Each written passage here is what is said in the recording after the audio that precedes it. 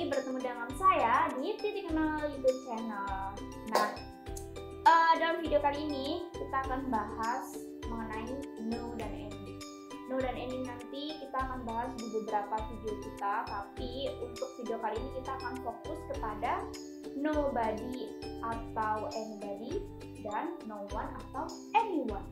Bagi yang penasaran bagaimana cara menggunakan dan membedakan kata keduanya, so selalu tonton video kita, jangan lupa untuk subscribe, like, dan komen. Langsung aja di sini di papan, saya udah tulis beberapa contoh juga di sini. Yang pertama ada no dan any. Sebelum kita bahas no dan any dalam sebuah kata, kita bahas dulu apa itu no dan any sebenarnya. Jadi no dan any itu artinya sama-sama berarti tidak. Bedanya apa? No itu artinya tidak bisa digunakan dalam kalimat positif. Any itu juga tidak, tapi dia bisa digunakan di kalimat negatif atau interrogatif. Nah, setelah itu di sini ada no one dan nobody atau anyone dan anybody. Itu artinya adalah siapapun atau tidak seorang pun. Kalau misalkan kita bilang tidak seorang pun mengetahui aku, berarti kita bilangnya bisa seperti no one knows me atau anyone doesn't know me. Jadi kita kalau mau pakai kata no dan any, kita harus ingat apakah itu kalimat positif, negatif, atau interrogatif. Nah, langsung aja di sini ada no one, nobody, anyone, dan anybody. Jadi kalau no digunakan kalimat positif, anybody digunakan untuk kalimat negatif dan interrogatif. Artinya sama, tidak seorang pun atau siapapun. Di sini mereka berdua hanya bisa digunakan untuk menjawab kalimat yang pertanyaannya berupa who atau whom, yaitu siapa. Who itu adalah pertanyaan siapa yang menanyakan subjek.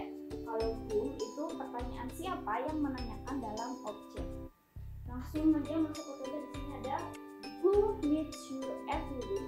Siapa yang menemuimu setiap minggu.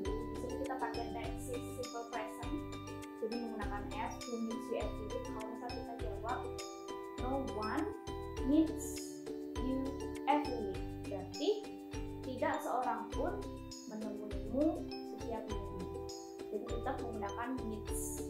Nah, no one, anyone, nobody, anybody, atau anyone, anybody itu kita terhitung subjek tunggal.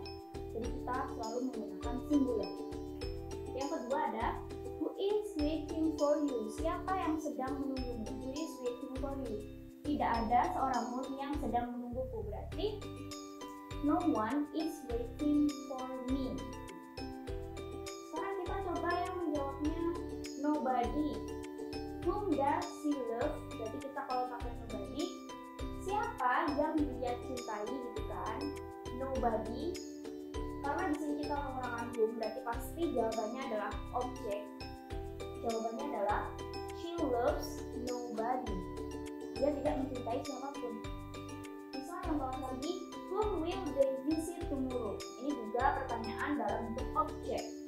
Siapa yang kapan mereka kunjungi besok? Jadi kita jawabnya adalah they visit nobody tomorrow. They will visit nobody tomorrow.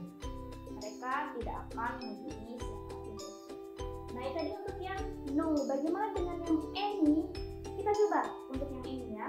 Kita di sini ada who meets you every week. Kita juga pakai anyone, berarti anyone doesn't meet you every week. Artinya sama, tidak ada seorang pun yang menunggumu. Misalnya yang bawah, who is waiting for you? Kita mau jawab menggunakan anyone, berarti anyone is not waiting for you. Sekarang kita coba menggunakan anybody untuk pertanyaan yang berada di objek. Whom does she love? Berarti kita menjawabnya she doesn't love anybody. Dia tidak mencintai siapapun. Lalu untuk yang whom will they visit tomorrow, kita jawab dalam objek. They won't visit anybody. Mereka tidak akan mencintai siapapun besok. Nah, tadi beberapa cara penggunaan no dan any dalam tidak seorang pun atau siapapun.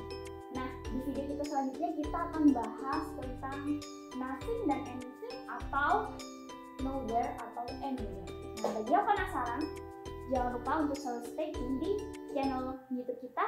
So, thank you for watching and see you next time. Bye-bye.